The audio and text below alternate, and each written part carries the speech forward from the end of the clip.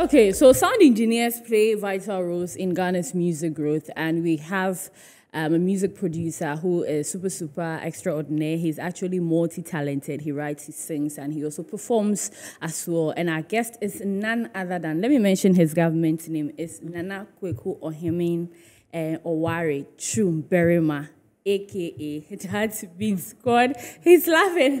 Berima, why are you laughing? Or government name, pa? Papa. Warov. But how were you named after someone? Yeah, my granddad. Okay, so the Oware Yeah. and It's a Chumberima. Chumberima. Okay. But okay. Ohemi Oware is the family name. It's the family name. Wow, that's very good. It's good to have you here. It's good to be here. I said you are an extraordinary producer who has done a lot, and now you are singing, and we can see the talent. But then let's go back and start. Do you remember the first projects you actually did? Okay, yeah, I remember when I started. I was in Accra Academy at that time. Oh, you were Blau. Yeah. Oh, okay. Hey, I went to Accra Girls. I went to Accra Girls, that's why. Okay, understood. So I was at Accra Academy year 2, around 2008 when I began. So it's been a steady growth from there since then till now. Till now, yeah. But I remember everything. You remember which artists did you first produce for? Which Ghanaian artists? Okay, I've produced for a lot of Ghanaians. But the first person. The first crowd. First ever person. That would be me. Okay, yourself. Yeah, that was myself. Okay. Technically, I learned the craft so I could do it for myself. Yeah. But upon, studying, people started, really appreciating what I was doing. And then people started paying me to make music for them. So I decided to turn it into a business. Yeah. But why did you move from Fresh Genius to DATBEATGOD? Okay, so I started studying marketing around that time. It was 2016, 2015. Yeah. I started studying marketing and I realized my thing wasn't that strong. So I needed to change a lot of things. And the name was included as well. So, okay. Yeah. Wow. So professionally, how long have you been in the industry? 15 years. 15 years. Wow. That's a long. Let me just hop on to way back making sounds and now. What has been the growth? What has been the transition? Okay, I think now access to things are easier than back in the day. 15 years ago, you wouldn't find half of the things or the equipment that you can find in Ghana now. Yeah. That, to build a studio, studio stuff were very expensive at that time. But now we have like grades of them. There's like cheaper ones. So you could, Yes.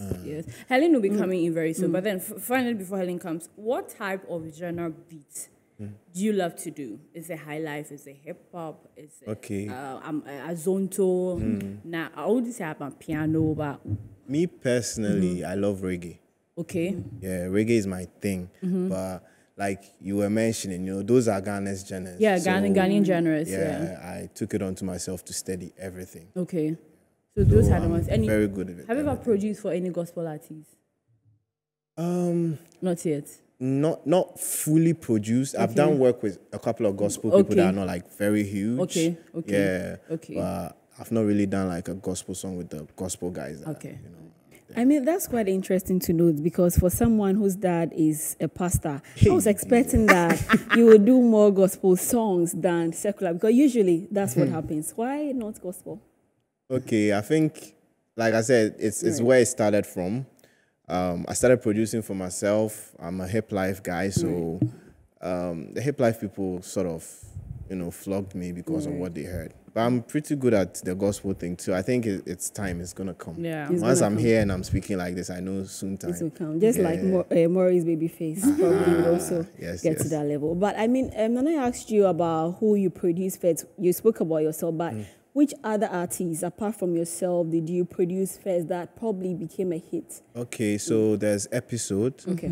Yeah, then there was Kiddy, Kel Songs. Yeah, Adia Penna. Yeah. Then there's Kel Songs, and then Creamy. And then I've done work with Drew, Mr. Drew. Yeah. I've done work with Kwabna. I'm currently working with Kojo Nchi on his a couple of releases that are gonna come out. Really? Yeah. I can't imagine. Right, you're really doing a good job, because the names you've mentioned and most of the songs are usually hits as well. But I mean, you are doing music, you are producing beats, you are also producing for others. Why the blend of two? Why not just concentrate on producing than singing? Okay, I think for me, I can do it, so I want to. Okay, you want to do. But which of them so far is doing well for you, if you have to sit down? Technically speaking, music doesn't. It takes a while to pay when you're a Right. musician. But with the production, it was on hand. You come, you give me my money, I do your music for you. So it's kind of picked up rapidly on that side. Yeah, with the music, it takes a little time. And right now, the thing is, I wanted to build a label around me. Okay. And I've been able to do that now. So we are in a sort of a rebrand phase for me as an artist. Yeah, where. Okay. All right. And, we always ask how the music industry is doing and all that. But, I mean, I would rather find out from you how the producing or production industry is doing at the moment. Is it doing well? I don't think it's doing well. Yeah. I think individually, some of us are doing extra. Okay. We are really going hard at making this thing look good, but technically speaking, it's not that good out here. And what do you think can be done in order for it to be better? Because I'm sure others elsewhere, which I wouldn't want to mention in name, are doing really good really on doing beats and production and all that. Why is it that it's difficult out here to be able to equally get the same stuff from doing the same thing? I think with Ghana, the problem is the industry is not grown enough. The whole music industry is not like up to there yet. Okay. Because it's sort of like a chain of people that is working on, let's say if the artist comes out and then the artist is making enough money, the artist's manager will eat, the video director will eat, then the producer also eats, everybody gets to eat. Even the guy that will be sending in the studio to go and buy food will be eating as well.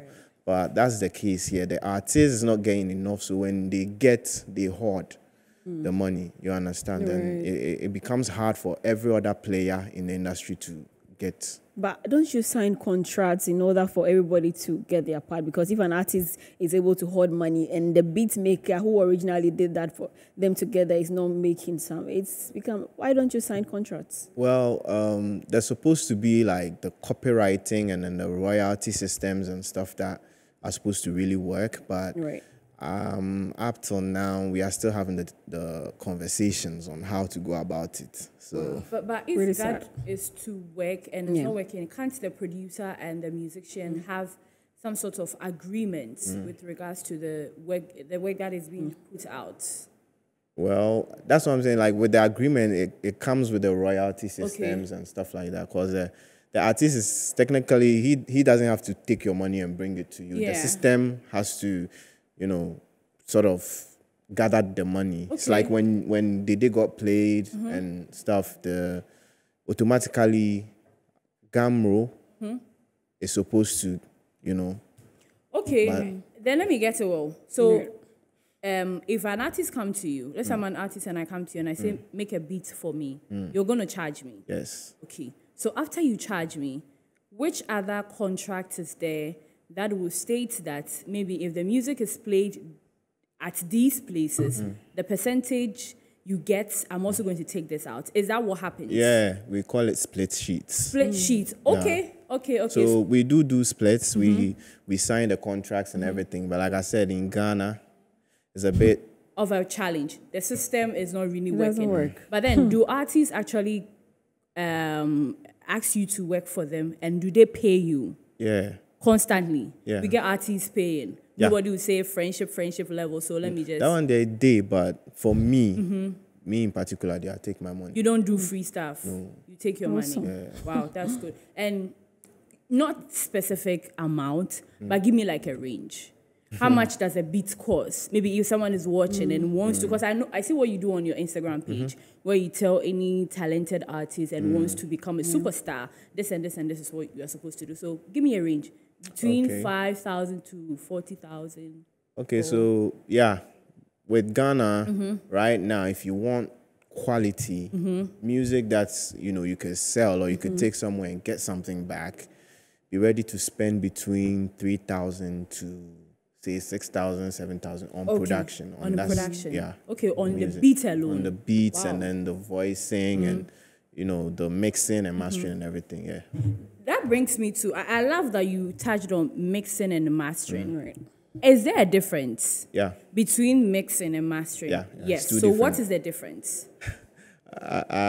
Technically, just break it down. Okay, technically, mixing is to make the song sound, every element in the song sit well within the song. So let's say there's a trumpet and then there's a you know, an organ. Yeah, an instrument. And then a voice. We need to be able to make all of them play. And then when you listen, you like it. Because naturally, when all those things are playing, even though it's musical, sometimes it's noise. Yeah. You understand? I get it, yeah. So that's mixing. Mixing and mastering. Mastering is to make it sound loud enough.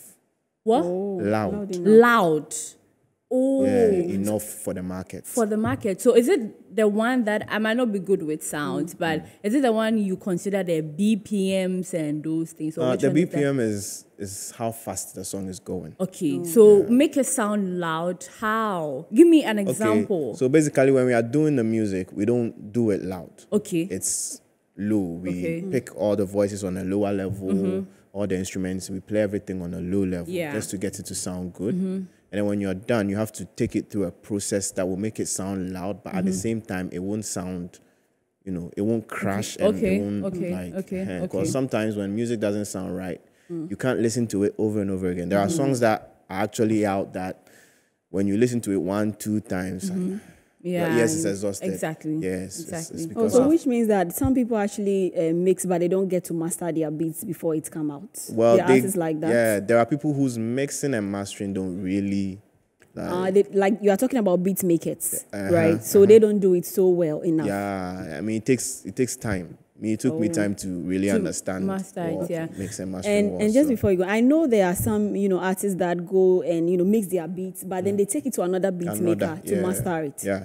So there are mix engineers and then even mastering engineers. Okay. Yeah. So it is not every artist that can mix. Yeah, it's not every producer. Master. Yeah. Okay. Wow, there's actually some that just do those individual things. That's a nice education you're giving us there. But then what is the standard in composition? What makes that beat? What elements do you put together to make sure that this is the beat that is supposed to suit anyway? And no, I'm asking let's say the yardstick for measuring a quality beat.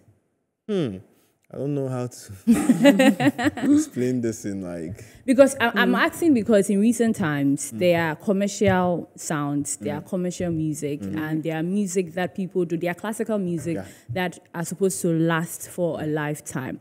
Those ones, I mean, there are certain compositions that you actually make sure you put it in.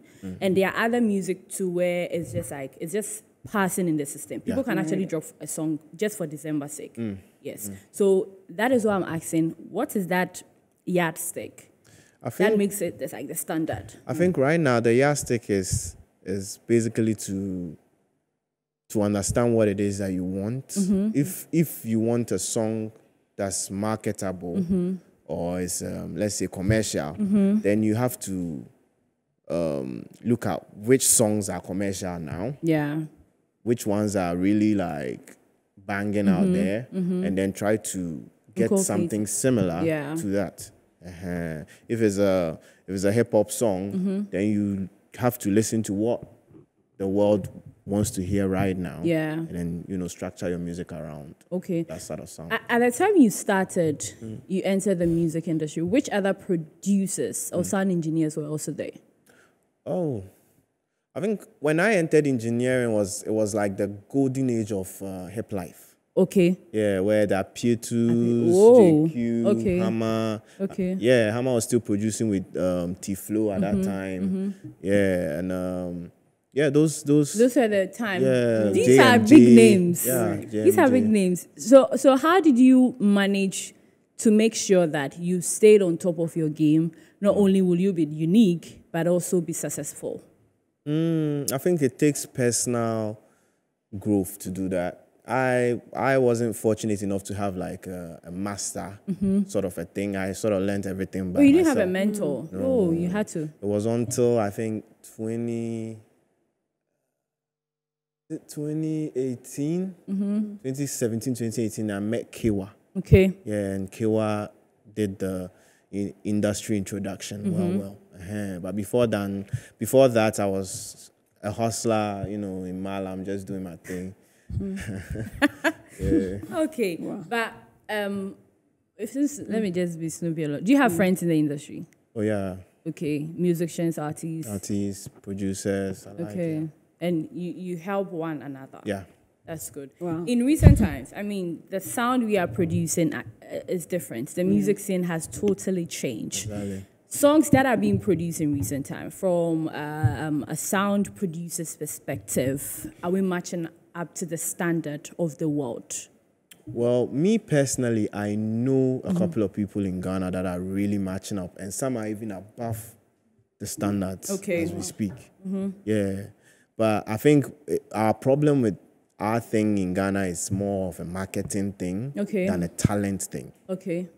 Because, like I said, I know guys that are like breaking status quo. We are changing the rules. We are breaking the rules. Yeah. And we are getting things. We are getting results. But to sell it, the selling is the problem. It's a problem. But why is that a problem? Because indeed, if we are talented out there, we know for a fact that we are good. Why are we unable to market it to others around the world? I think we don't have marketers in the country. Because let's say I do Apple. Let's say I'm Steve Jobs and I come up with the idea of creating a phone and everything. I will need someone who would do that. You see those videos that they do that they do, like they use their phone to shoot cars and people skating, and those are marketing guys, not Steve Jobs himself. Yeah. We don't have that sort of thing in this country. Like people that can look at you and your brand and your product and say, okay, let's do it like this, like this, like that, and then sell it to this person, that person, that person. And we don't really have a lot of that. I hope we get that, because in recent time, Chiame Kwame has also come out to say that even the music industry in itself, we have great talent, but we don't have researchers who are also to help the musicians and all that, to be able to, showcase them out there. So I think it's about time. I don't know how we are going to do this, but hopefully those marketers or experts get interested and also hop in. Yeah. Right. But do artists, we'll be going for a break very, very soon, but do like new crops of artists, do artists actually come to study the sound, to ask you to help them, let them know what sound is good? Like, like the way you said you didn't get like a mentor. Do artists come to be mentored to appreciate their sound? Because in recent times, artists that are coming are both artists and producers. Like yourself, you produce and now you're an artist. But the new ones, are they coming for those? Yeah. Actually, it's the new crop of artists and producers coming up are very, they are very free with communicating. Yeah. Even this morning, before I entered here, I was chatting with one guy. Yeah, he was asking me about how I choose my sounds and everything. I was telling him, the process that I go through to get the sounds that I have and everything. So we do communicate a lot. I have a lot of producer friends that we share notes. We exchange sounds. If I hear something I heard a bass in Willis Beat's song production. I think it's Miss V. You win the jackpot, bingo. That song, the bass in that song is really heavy. Sing My Name. Yeah, Sing That's My Name. my song. Yeah. So immediately I heard that song. I called him. I was like, bro, what that did you bass, do? I need it. Wow, that's good. And he was like, oh, it's here, it's there. You press it, you press that, you get it. That's good. I mean, we are talking to DATBEATGOD, and he's been educating us, giving us some history, how he started and everything. But then we are going for a quick commercial break. When we return, he will touch on projects that he's doing and any other thing that he would like to add before we wrap up the show. It's still Entertainment Review on Metro Television. We'll be back with more.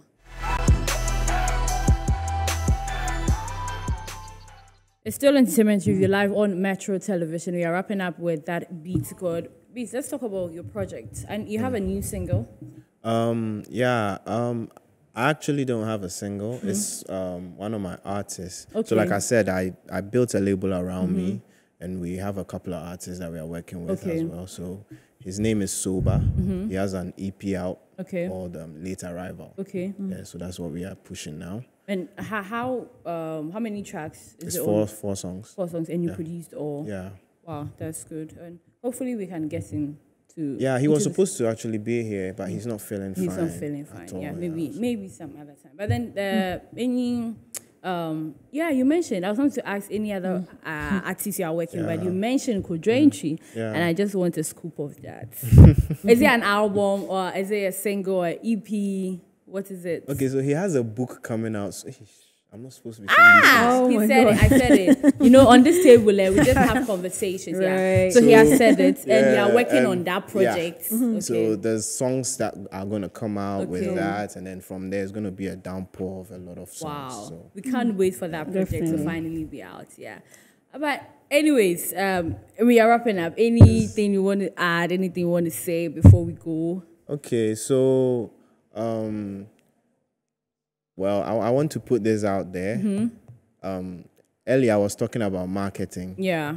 And another problem that we have with the marketing thing in Ghana right now is, you know, some of us youngins, when, like I said, me and a couple of guys building a label up. Yeah.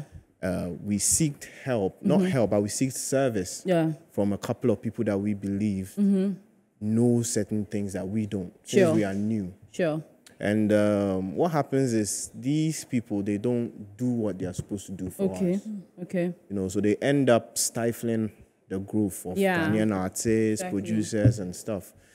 I know I can't mention names now because we are still handling the case, but we gave somebody a lot of money to market the EP I was talking about. Yeah.